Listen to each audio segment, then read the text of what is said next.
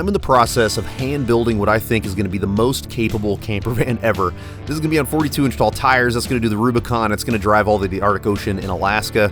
But it all starts with a good power plant. We pulled out the 5.4 liter gas engine. We're putting in a 5.9 liter Cummins, and today we're going to tear it down to nothing, find some problems along the way, which is a really good indicator that this is a good idea, and then put together something that is powerful, reliable, and can transport my family to some of the most remote parts of this country. This is episode 6 of my dream camper van build. If you have ever considered doing an engine swap of any kind, there are a bunch of things that I recommend that you check out first on the donor motor before you waste your time putting it in your project. This engine is a 5.9 Cummins from a 2001 Dodge Ram, and it's about to go into that van. But before we put it in the van, we need to make sure that this engine is actually worth installing.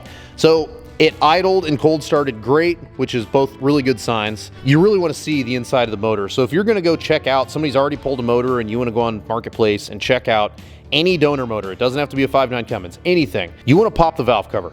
Ask the owner if you can pop the valve cover, because when you can look inside to see how varnished things are, it tells you a lot about the way the engine was taken care of. And this is extremely clean. This looks phenomenal. And this is going to be clean like this from one of two things. Either they used really high quality oil and they changed it very often throughout the 327,000 miles that were on the odometer, or someone has already been in here and this is not the original head. I would say, once we look at the fact that there are little marks on every one of these head bolts, that it's most likely that this has been changed out. And then whenever you look at the fact that on the back of the head, right above the block here, you can see where coolant at some point has ran down this a bunch and marked it on the block. And so that's another indication that this probably had a head gasket done. Now, whenever they did the head gasket, they might have sent this to a machine shop and they hot tanked it and decked it or whatever, or they put a brand new head on it.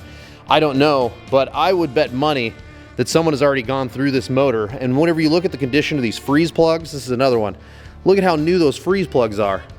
Whenever they assemble these motors from Cummins, they paint everything black, including the freeze plugs, and there is not a lick of paint on here. So someone has probably gone through the block on this as well. I got this donor motor the expensive way, which is I bought a whole running driving truck and I used it for like a little over a year.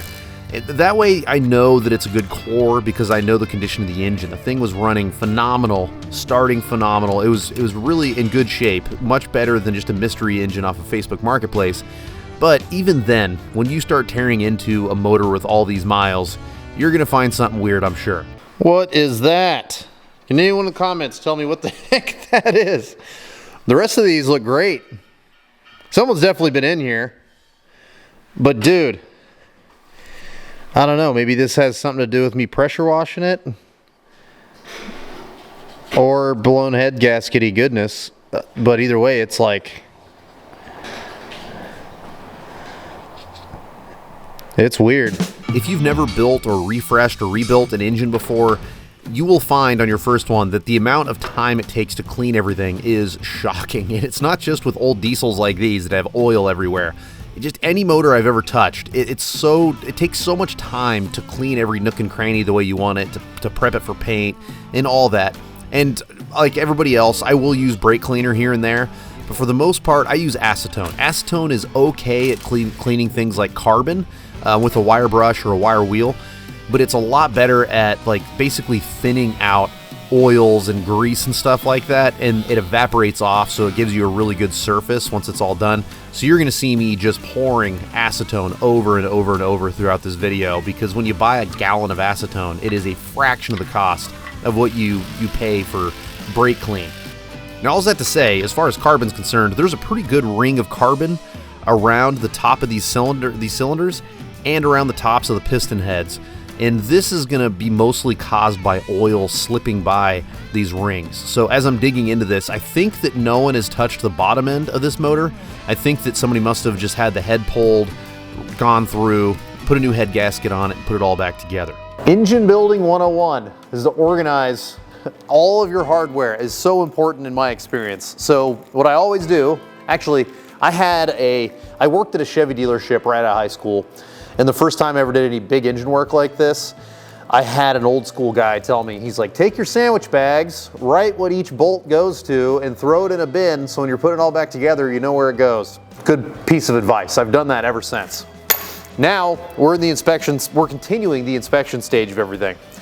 I have labeled these pistons based on which cylinder they came out of. So I have these little punches that I got at Harbor Freight a decade and a half ago. And if you looked close, you'd see there's a number one. I hit every one of these twice. So number two, number three, number four, number four.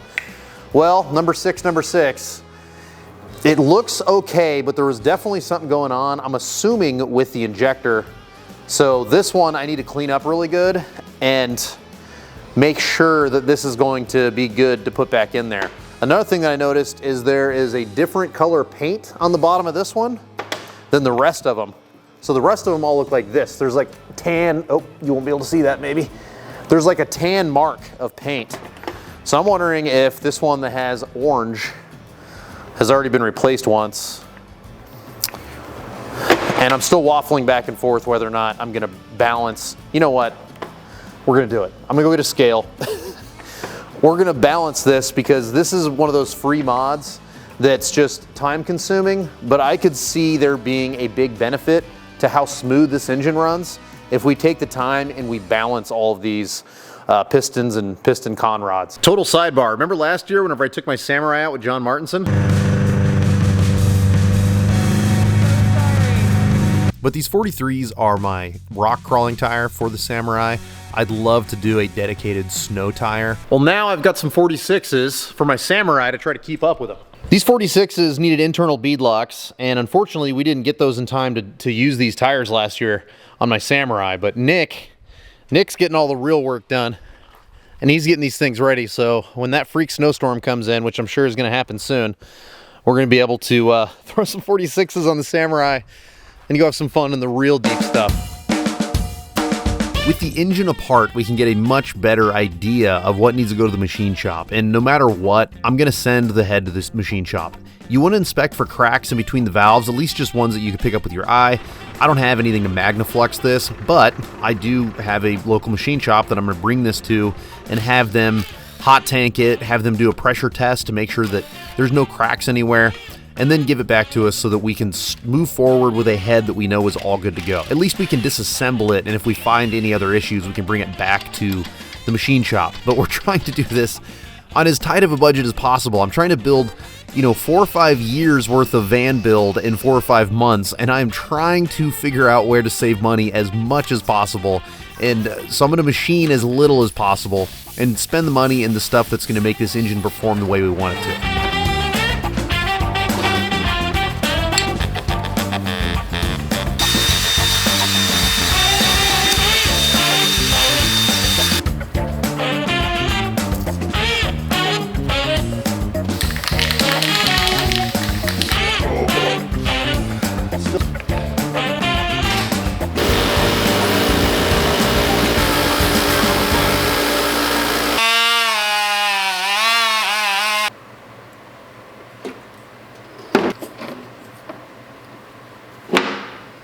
After all that cleaning, we're finally at the point where we can do free performance mods. And not performance in the fact that we're gonna add a bunch of horsepower, but performance in the fact that we have the opportunity to make this thing run just a little bit smoother, which is very important to me. One thing I'm jealous about with V8 gas guys and the motor that I pulled out of here is it runs so buttery smooth compared to diesels. And I wanna get this 6BT Cummins as smooth as we can possibly get it. And to me, let's start with the foundation, which is our rotating assembly. So there's an inexpensive, basically free way that you can do this. What we're gonna do is we're gonna measure every single piston head. This is how we're gonna start. And we're gonna write down on the top how many grams each one of these weighs. And then we're gonna grind any material out that we can to try to get each one within a gram of each other, which is, I talked to the machinist that did the head that Nick is working on back there, and he said that if he was to measure the rotating assembly for this Cummins, if you can get everything within 5 grams of each other, he said that's perfectly acceptable for an engine like that. I want to go for extra credit. This is a free mod. All we got to do is use a grinder and a scale. So this is at 1255. We're gonna drop it on there a few times just to make sure that it's the same, 1255. Okay. So that's 1,255 grams. 1,255. And Sharpie comes right off with acetone, so I'm not doing anything bad here. This is 1,252. 1,252. Let's do one more time just to get confidence in the scale. 1,252. So, whichever one of these piston heads is the lightest, we will grind the other ones down to match that same weight. Right in the center of each one of these piston heads, I marked what cylinder it came from. And then on the rods, it's the same deal. So this is number 1, 2, 3, 4, 5, 6. We are going to reuse the bearings on this part of the piston right here. We're going to put brand new bearings down here, but we're going to reuse these ones, and I want to make sure that everything goes back to where it was. We had no engine noise on cold startup, none of that. There's no reason that we can't continue to use these bearings and use like good lubrication and stuff to continue to get high miles out of this engine. But I want to make sure that anything that has worn in, so oh, now we've gone up quite a bit. Anything that is worn in is going back to where that wear pattern was before. 1,257. So that's getting heavier. Now I'm curious about 1,257. I'd say that we can trust the scale now. It's being pretty solid. What I'm curious about is this number 6 piston. It had that different paint mark on the bottom, and I have a feeling that this piston has been replaced. 1,254. 1,000. Oh, let's stop vibrating around. 1,254. So I wonder how much piston number 6 is going to weigh, because it looks slightly different to me, and my gut tells me that something has gone on with the 6th piston. So 1,260. That's the highest weight that we've had so far out of all of them. That's considerably different. I mean, this is 55, 52, 53, 54, 57. So this one is a little bit heavier too, but I don't know. My gut tells me that this piston's been replaced for some reason.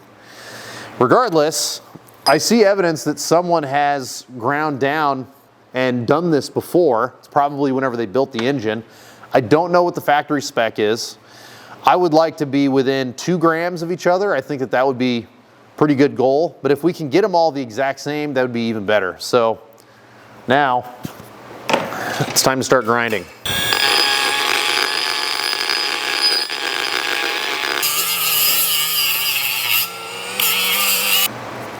With just a little bit of grinding, we've shaved off 2 grams. We need to shave off 1 more because this is 1252.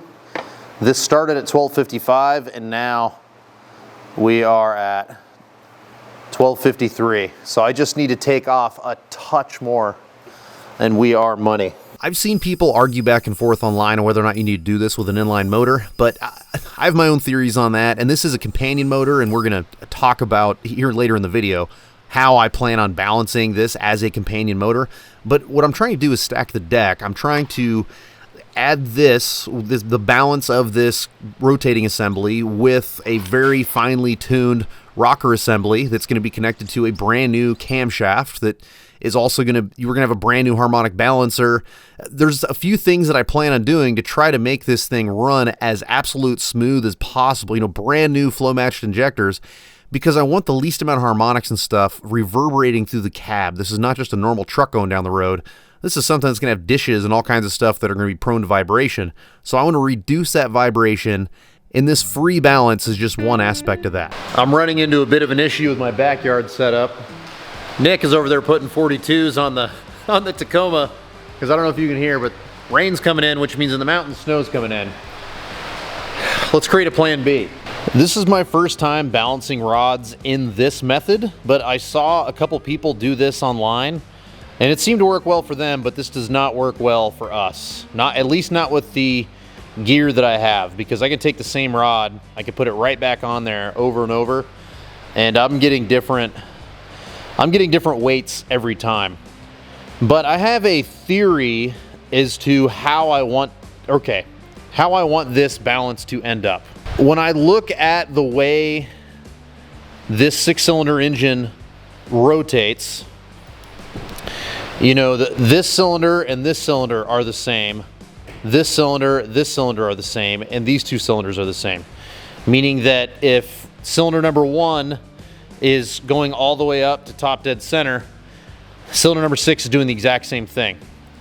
So when I think about how I need to balance this, basically I see 3 big weights that all need to match. And one of those big weights would be cylinder number 1 and cylinder number 3, because they're going to be rotating. They're going to be at the exact same position all the time. Same thing with number 2 and 4 and number 2 and 5 and number 3 and 4. It ran fairly smooth before. I want to see if we can smooth it out a little bit. And I think that by making these different zones of our rotating assembly the same weight, we're hopefully going to be in good shape. While I'm grinding and balancing this rotating assembly, I'd like to tell you about one of today's sponsors, and that is Wolfbox. This is an extremely powerful dash cam, yes, but it's also an unbelievable tool for visibility, and I'm currently making some big life changes, and one of those changes is a new safe family hauler for my wife. And literally the first modification that I did to this was the Wolfbox G900 Tripro, because I wanted my wife to have maximum visibility out of what was the largest production SUV for like 20 years. And with a front cam, a reverse cam, and a dash cam, she can see much better when parking, reversing, and gets all the benefits, of course, of a dash cam to record what's going on in the world around her. If you're interested in a dash cam, in my opinion, this is the only way to go. They're super affordable for what you get, and right now they have a really big sale coming up for Black Friday, so if you want to save up to 30% off, click the link in this video, and that'll help our channel out a ton. This is all expensive stuff to build, and without sponsors like Wolfbox, this wouldn't be possible. Thank you, Wolfbox, for sponsoring today's video. I did the math, and if you add up everything, at the wrist pins, the C-clips, the piston heads, everything for 1 and 6, you put it all together, we're at 7,977.5 grams. If you do 2 and 5, we are exactly the same to the gram. Got super lucky there. So these two add up to 7,977.5 grams. These two, when you add them up, it's 7,980 grams. So that means that these two are off by 2.5 grams compared to the other, which I would argue is plenty accurate when you consider the fact that this Sharpie is 25 grams roughly. So I'd say that's probably accurate enough, but what would you do? Would you buzz off those extra 2.5 grams? It really means if I took a gram off this piston and a gram off that piston, then we would be within half a gram of the whole rotating assembly being the same. I think I'm gonna do it. I think I'm gonna trim off just a little bit more in order to satisfy my mind. All right, this last little tweak is definitely overkill, but I bet we end up with a pretty smooth running engine with all of these little modifications we're doing, free or otherwise. Now we're gonna move over to doing the rings. And if you've never gapped rings, it's pretty simple. You just slide the ring into the cylinder, you're gonna throw a feeler gauge in there, and you're gonna have a spec for what the gapping of that ring needs to be. I just went by the factory specs that I found online. When it comes to engine building, there's a lot of opinions on gapping, and a lot of people prefer to go wider than they do from the factory. Some people go narrower. Every single one of these rings was within the factory spec, so I didn't even have to use the ring grinder to grind any of these down or anything like that. They're end up gonna be just drop in, and we're gonna work perfect for this project.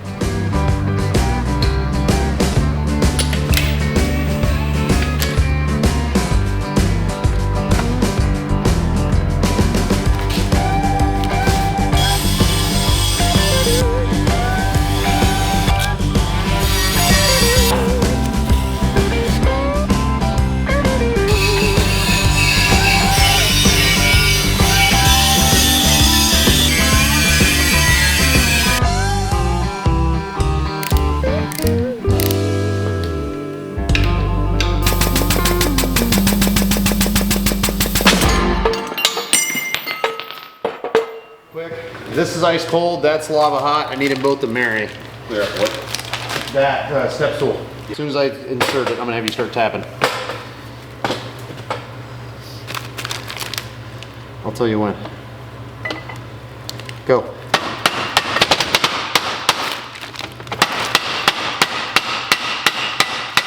In there? I think so. Oh yeah. Oh. We're golden. This is clearly not a free mod. This is an aftermarket camshaft. Now, a lot of people think that you could use a stock camshaft and you don't need to go to an aftermarket one unless you're making crazy power. And I mean, that's true. If you're going crazy power, you can really maximize an aftermarket camshaft. But the reality is everybody can benefit from not only a brand new camshaft, but aside from that, a camshaft that has a better grind and a better cam profile. And that's what this is. You're gonna get all kinds of benefits by an aftermarket camshaft like this. And the fact that you are moving your RPM range up a little bit, which is nice, because the more you let the engine breathe, the higher RPM you can go, the more power you're gonna make. But on top of that, they will often grind these in a way that you get rid of the intake exhaust valve overlap. And what that overlap does is it digests some of the exhaust gases back into the intake stroke. Oftentimes, I can't speak for all manufacturers, but oftentimes when you buy an aftermarket camshaft, they tune that out of there and make it to where you get fresh air all throughout the intake stroke, and it's not recycling a bunch of that exhaust gas, which is really nice. So because of just little modifications like that, you know, you can drop your exhaust gas temperatures to 300 degrees in some cases. And these are the reasons that I decided to spend the extra money, get an aftermarket camshaft, because we can pick up fuel economy, we can increase engine longevity, we can make the engine cleaner on the inside for longer, all of those things, just because right now, instead of sliding a factory camshaft back in that we pulled out, we're gonna throw an upgraded one in there. When I bought this camshaft, I upgraded to a kit that had a hardened tappet, it has a hardened push rod, and it has stiffer valve springs. The hardened tappet and push rod are a result of wanting stiffer valve springs. Stiffer valve springs are nice if you want to rev really high because you can help keep the valves from floating. But in our case, I wanted stiffer valve springs because we're going to be using a pack brake all the time. And there's a big benefit to keeping your valves from floating with a pack brake by having a stiffer valve. So unfortunately, you know, the knee bone's connected to the hip bone in some capacity, and you need to upgrade everything in between those two bones, and that's exactly what's going on here. There are some other hidden benefits to like a stiffer push rod in terms of, you know, a little bit more accurate timing and things like that, but these are parts that are typically reserved for people that are looking for high performance. We're looking for high performance, we're just not looking for high power. 400 to 500 horse out of one of these engines is a very low bar, but we want high performance in terms of efficiency, reliability, and we are buying those with these parts. Unfortunately, there's another thing that I really wanted to add to this build, which is there's piston technology's come a long way, and we could have made this engine quieter and more efficient with some upgraded pistons, but the ones that I wanted were like another $3,200, and I'm just flat out of cash for this project. So who knows, maybe one day down the road, might upgrade the pistons too. But for now, it feels really good to be in the shop. I've been wheeling, I've been to SEMA, I've been to King Elby, and it feels good to be back in the shop actually assembling this thing now that all these parts are starting to roll in.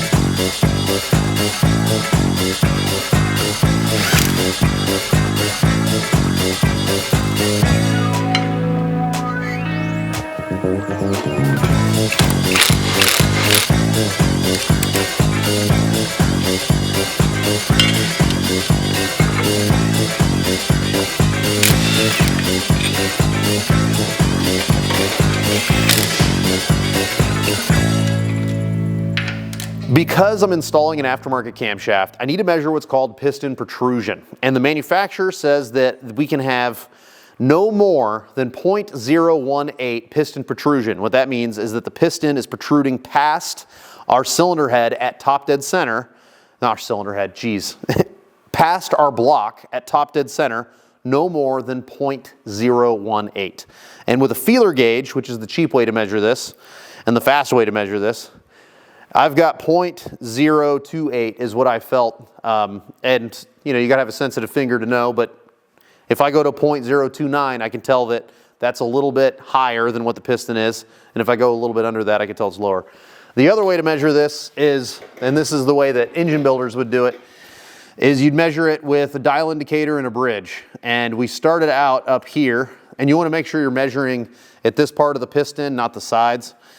So here in the center of the piston, we are at 0.040, so 40 thousandths.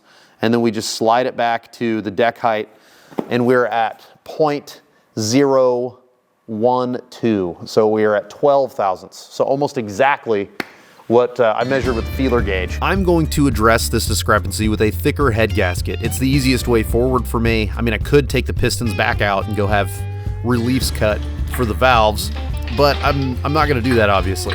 The head gasket was 340 bucks for a Cummins branded 10 thou thicker head gasket, which is a boatload of money for a head gasket, but I'm getting an OEM quality head gasket that's gonna match the depth that I need for this camshaft, and I don't have to have any special machining or anything like that done. So to me, this was the best path forward.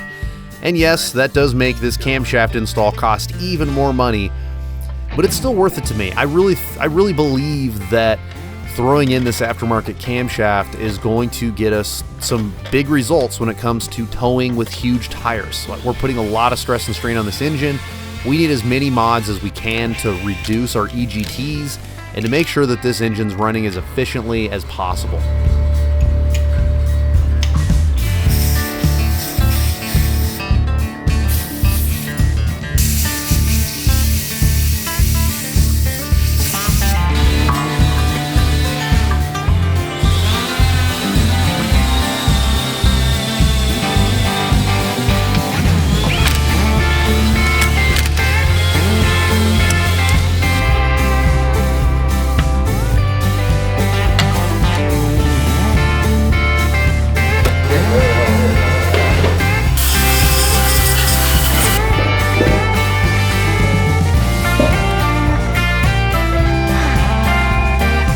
We're hitting something. It's yeah.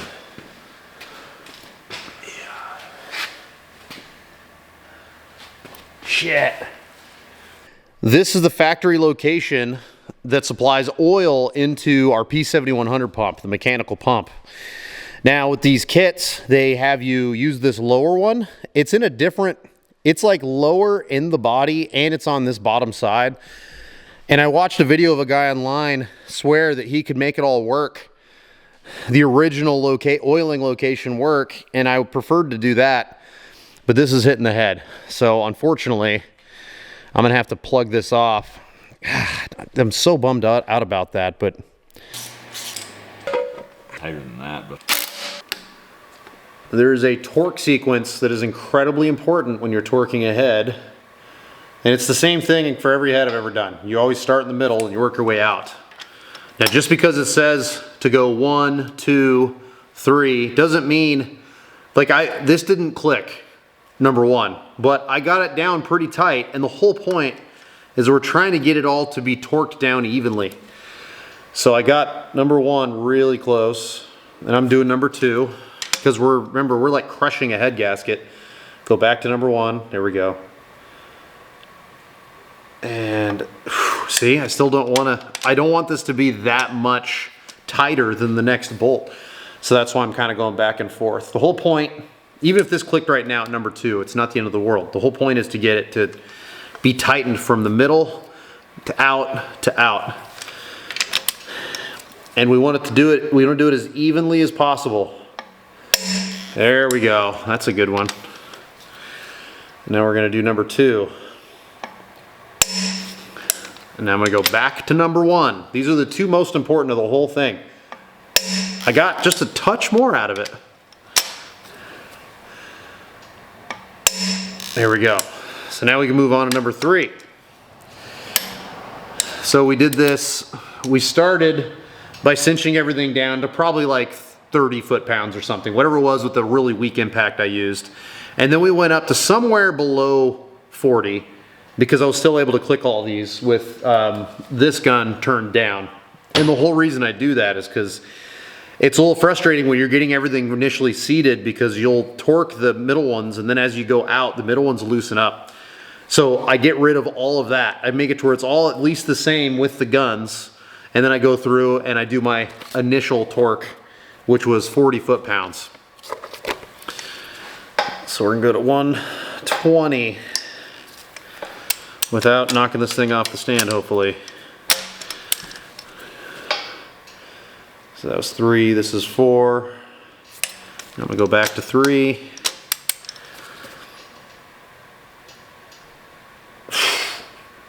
That's a lot of crushing. And again, we want to crush it evenly. It's so important. Even more important than the sequence. It's just to make sure everything is being torqued down evenly. There's number 3.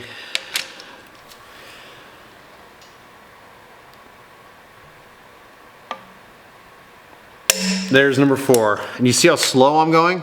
I've seen a lot of people just like rack it super fast. These aren't that accurate. They're not accurate enough that they can like calculate that you've got some mojo behind it, which is why you gotta go crazy slow. Oh yeah, I just got a little bit more out of it just by going super, super slow. And we want every single bolt to have the exact same amount of impact on the gasket. When it comes to head bolts, when it comes to clutch bolts, anything like that, I am extremely meticulous in the way that I install them, whether the cameras are on, cameras are off. This is not me doing an act for YouTube, I promise you. I try to clean up every single thread. I make sure that everything is lubricated. I triple check every single bolt, and that is exactly what you're seeing here. But now we're gonna go to something that, yeah, I'm gonna torque stuff, but it's just, I don't have to be quite as meticulous about it, and that is some of the go fast parts. I'm gonna be meticulous in the installation of the injectors, but I think I'm gonna hold off on those for a minute, and we're gonna switch over to installing the turbo. This is a 3rd gen 5.9 Cummins exhaust manifold, which should allow us to get a little bit more clearance in the engine bay for the van. This is a hopped up, I don't want to call it a hopped up HX35. It's the same frame as an HX35, but it has been built in a way that allows more flow and more power, more efficiency. And the reason I went with this turbo is so that I can continue to use my pack brake. Very important to me to have an engine brake. We've got 40% injectors built by Industrial Injection.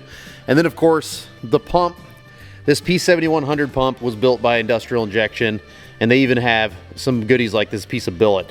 This billet is more than just pretty. I don't do a lot of pretty on engines, but this is pretty and it's rigid because it's billet, whereas the factory tappet cover is stamped steel and they're prone to leaking. So we've got a really nice collection of upgrades here, and I think I'm gonna get started on the exhaust manifold.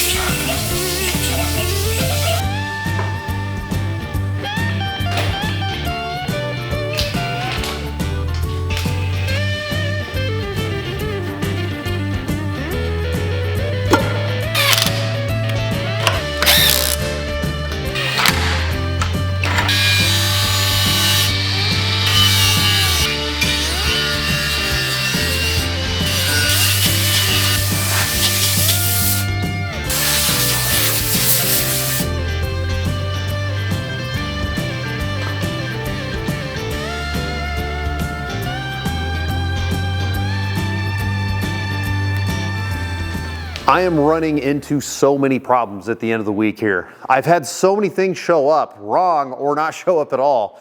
I'll just start going through the list. I have so many cool ideas that I really wanted to show and express in this video by the end of it. So we've got a harmonic balancer, like an upgraded one, that I've done a ton of research and it should really help smooth things out. Not here. I have a very expensive, very cool 200 amp one wire alternator that did show up, but is wrong and doesn't fit. This is the wrong profile, so I gotta send this back. But this is gonna be so slick for what we're doing with this van to help charge the really deep cycle battery. I keep saying deep cycle, and then people are like, why don't you use lithium? I'm using lithium, but I'm just calling them deep cycle. To charge all the power that we're gonna put in this thing, because we're gonna live in it, right? I'm excited about that. I'm excited about the clutch assembly that we're gonna put in here. It's not here, and so for that reason, I can't turn the engine over in the way that I want to prime the whole system before we put the injectors in, because once we put the injectors in, it's harder to turn the engine. Right now, it's going to be a lot easier to prime the system. So I'm going to wait to put the injectors in. And then there's another system that I haven't talked about at all that I think is super cool, and I've come up with a way to utilize it. And I've ordered this part twice, and it's been sent out wrong twice, which is so frustrating. But I'm still going to share with you what my idea is, because I'm curious on what your thoughts are.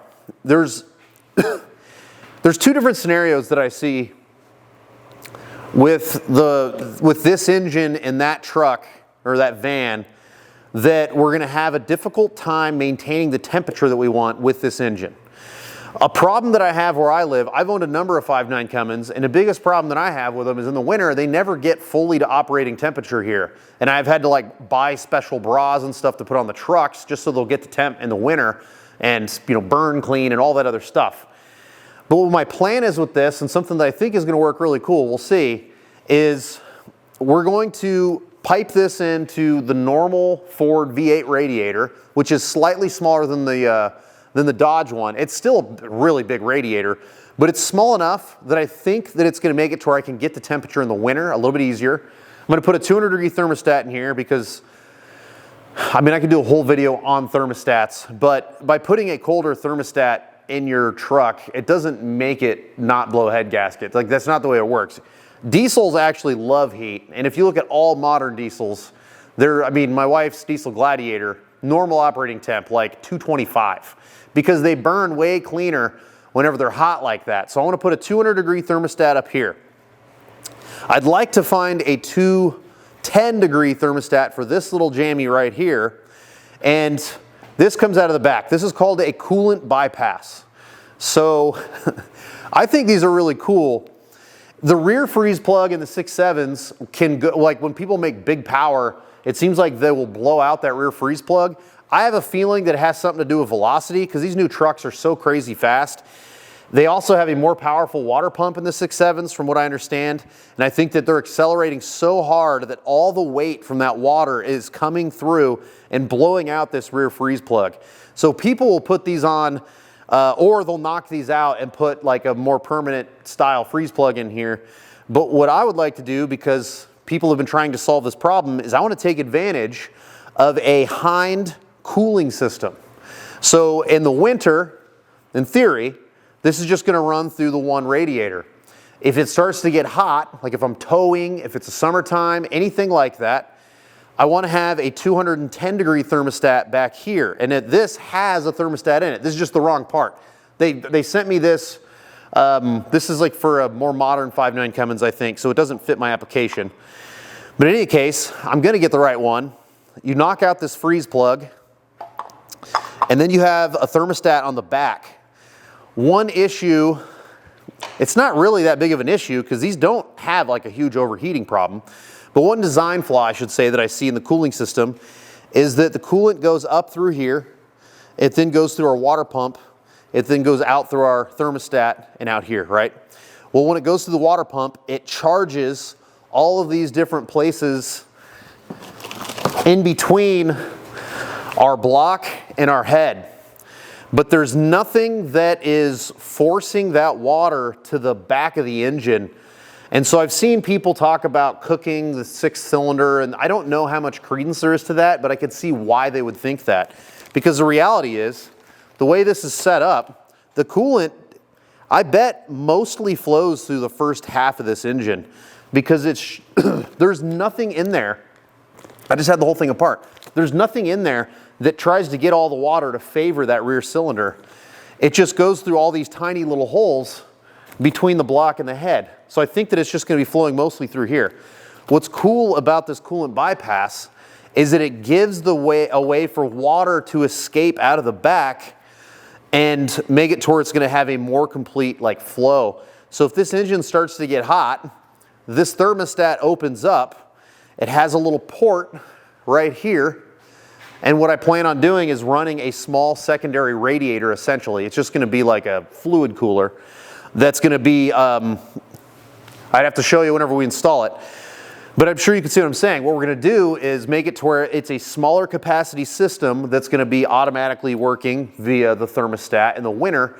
And then we have a larger capacity system that's going to open up from this and flow through an auxiliary cooler whenever we need it, because everything's getting nice and hot. We're going to do the same thing with the oil, because I think a lot of people don't know or they ignore oil cooling systems. Oil temperature is extremely important. And when you look at like high-end vehicles, they all have oil coolers. I'm going to do the same thing here. We're going to do an oil cooling system out of this that's also going to be controlled by a thermostat. And so basically when things start to get super hot, that rear port is going to open. We're going to expand our cooling system to help make sure we keep everything cool. Same thing's going to happen with the oil. And it's going to be this really cool dance that's going to make it to where this is going to be an extremely flexible vehicle, I think. I'm really curious on your thoughts. Unfortunately, I don't have all the parts, so I can't show you everything. But I'm sure you can get the basic idea of what it is that I'm trying to accomplish here. Also, this new exhaust manifold is so rad. And this new turbo is so rad. And everything's going to fit perfect once I move this engine stand. But the whole point of me going with this turbo specifically was so that I could run my exhaust brake.